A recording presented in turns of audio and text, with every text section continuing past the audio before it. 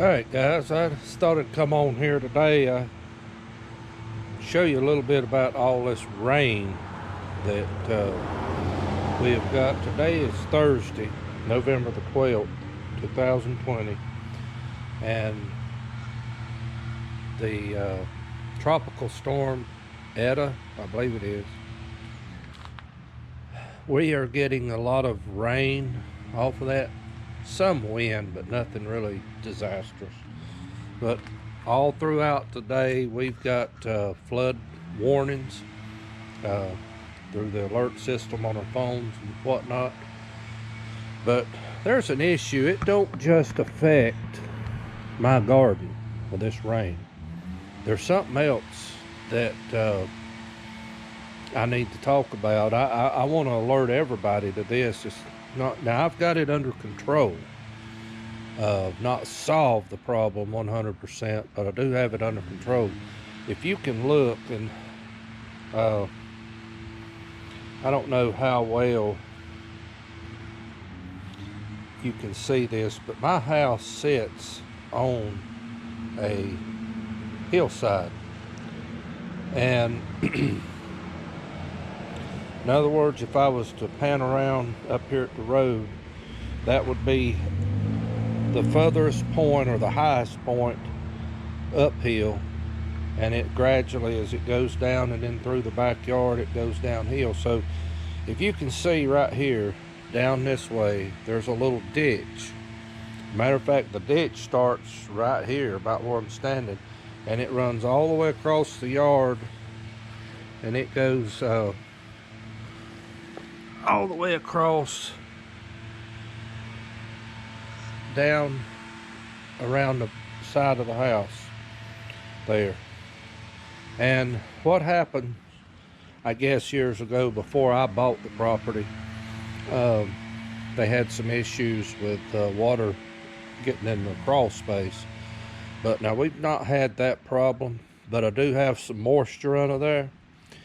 And guys, the humidity this year has been a real bad issue to deal with. I've not said anything about this much, but let's walk around to the back of the house for a second. Okay, you can see the garden right there. Now guys, it's not raining right now, but probably 30 minutes to an hour ago it was flat pouring out here, and it's done that since yesterday. But my garden over there was just standing in water. Let's walk over that way.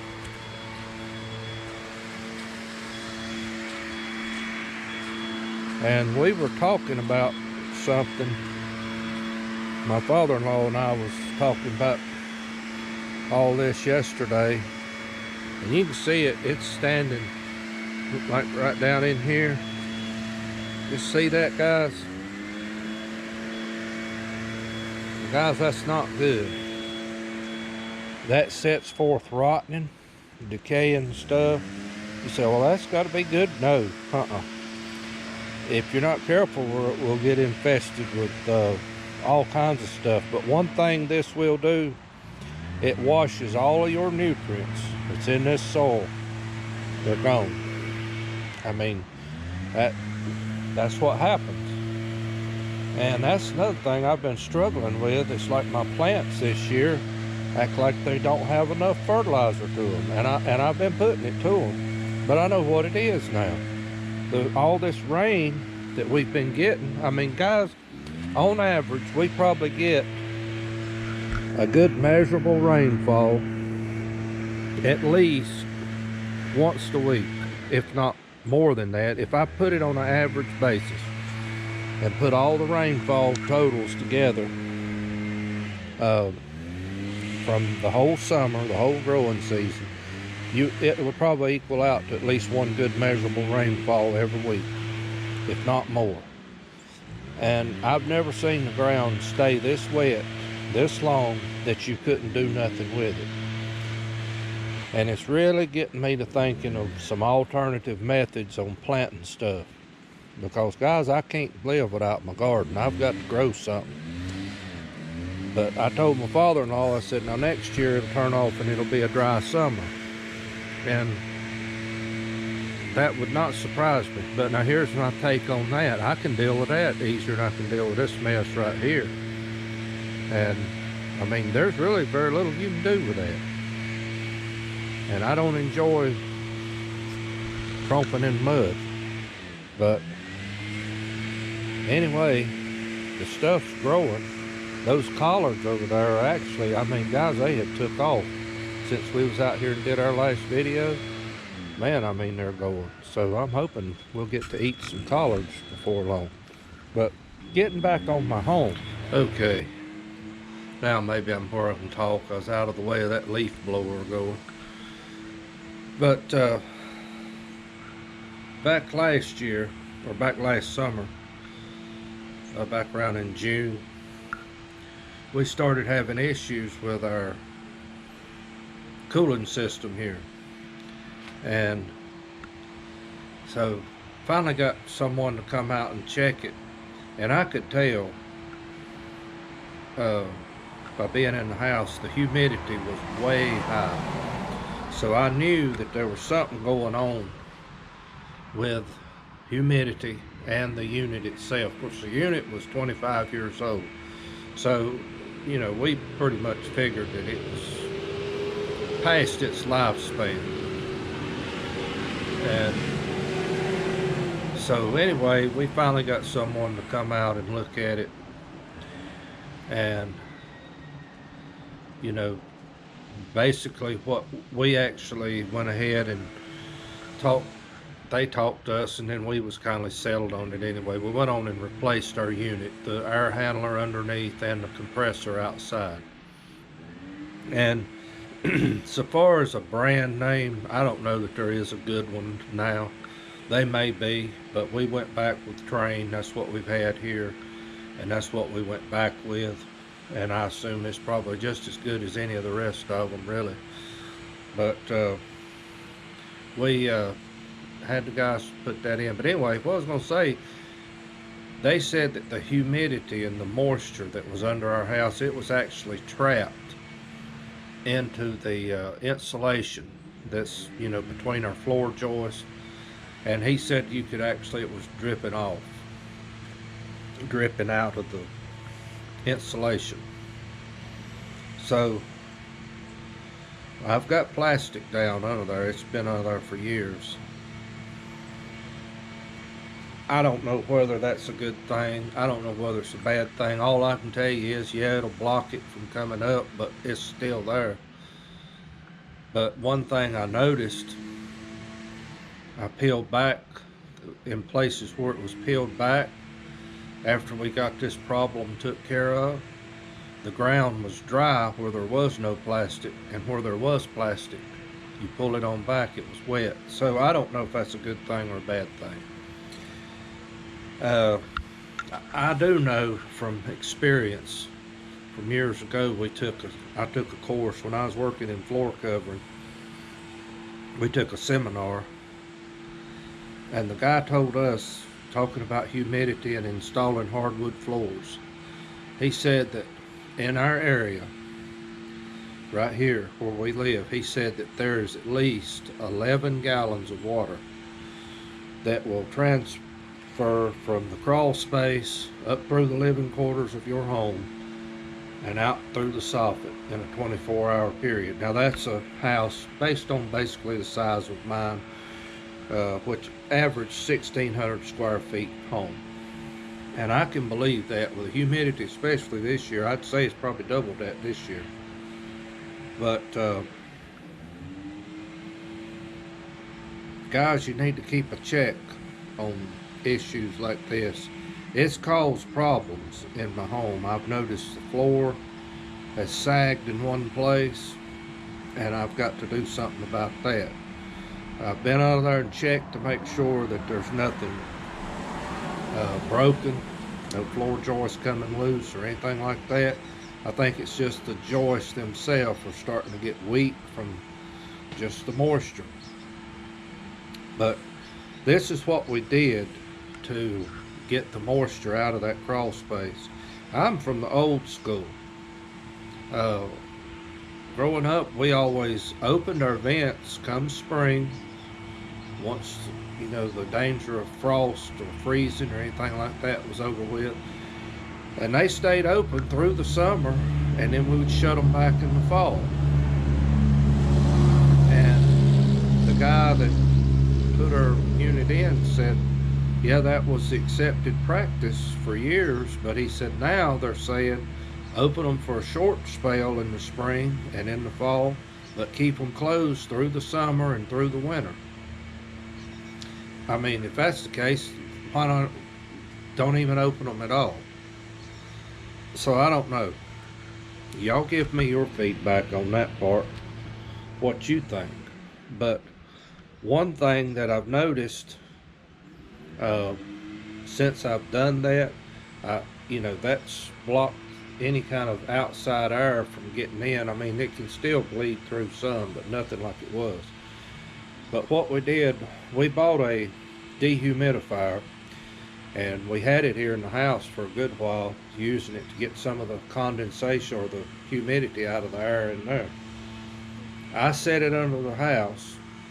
You had to get it perfectly level, and I run a hose out, and there may be some videos that shows that hose running across the backyard, but I let that thing run. It run continuous for, guys, I don't know, maybe 3 months. And I mean, it put a puddle of water out there in my yard the whole summer.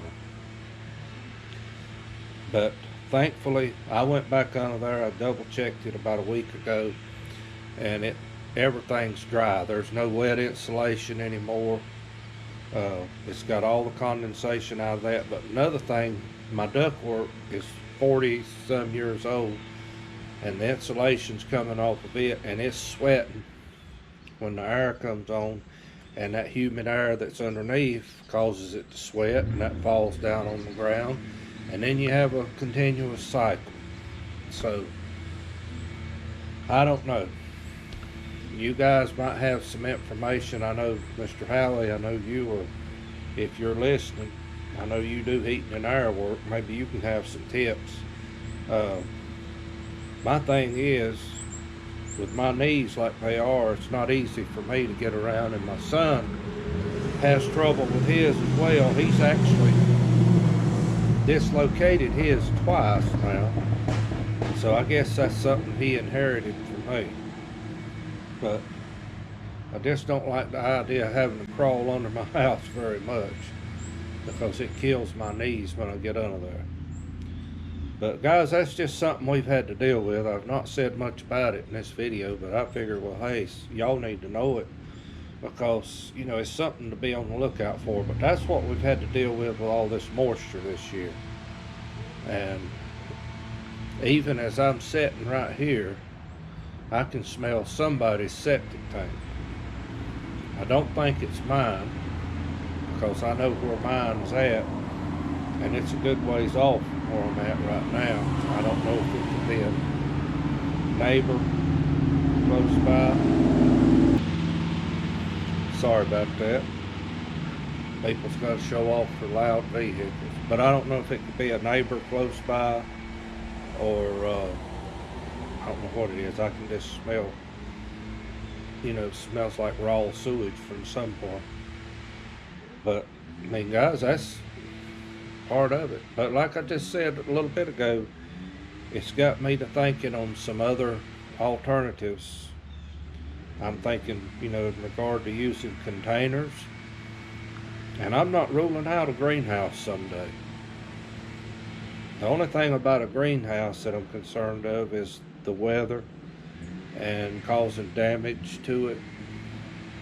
So I don't know, I'm kind of weighing my odds on that. But guys, I can't do without my garden. I love it. I mean, it's what I love to do. So anyway, just thought I would share you this little video and put this information out. If you are in a location where you have a lot of rain, you got a lot of high humidity, and you don't have a basement, you've got a crawl space like me, probably not a bad idea to check to see what's going on there. Now, we've not had no more cooling issues. Everything's cooling just fine. And, you know, this house is insulated. It's insulated well. We actually beefed up our insulation in the attic about a couple years ago. And I think they blowed it in. There's about 13, 14 inches of insulation overhead. So that's one reason I don't have to build a fire every morning that it gets down in the teens, gets down in the 30s. I don't need to, because it's still 70 degrees most of the time in the house. So it holds its heat well, and that's one reason why. I think it helps it hold moisture too, I don't know. But anyway, guys, I'm gonna get off here. Just thought I'd share this with you today. Hadn't got anything on the tractor yet. I hadn't got the gaskets as of now. Today's Thursday. According to what I saw, they're supposed to be here tomorrow. So if they do, I'm going to try to go ahead and get that thing apart, find out what's going on, what I need to do to it. So anyway, guys, I'm going to get off, and just thought I'd share this with you. And y'all leave some information in the comments if you know something that would be a help. As far as I know right now, our crawl space is dry, and I do intend on running the furnace some during the winter versus using my wood heater, because I do want a little heat on the house. I always like to do that anyway, but that'll help dry things out under there too. So anyway, guys, I'm gonna leave you with this. If you got any comments, anything you think would help, or any questions or anything like that, feel free to leave them in the comments below. And appreciate each one of you watching, and appreciate all the wonderful comments we've been getting on our videos. Guys, the only thing you can do to help me out is share my videos so that I could get more views on them. And if you're not a subscriber, definitely subscribe. If you know this is the kind of content that you like, that helps my channel. And we are growing, definitely growing in subscribers, but I would love to see it grow in views. So if you could help, you know, whatever social platform that you have, that you could share the videos, I would love that. Now, don't share it with somebody that's going to, you know, give me any kind of trouble, because I don't want to have to deal with that. Even though I've already had to deal with a couple of issues, but you know, it's just a swipe of a button and it's gone. But anyway, guys, I'm gonna get off, and y'all have a good day, and thank you from Little NC Farmer.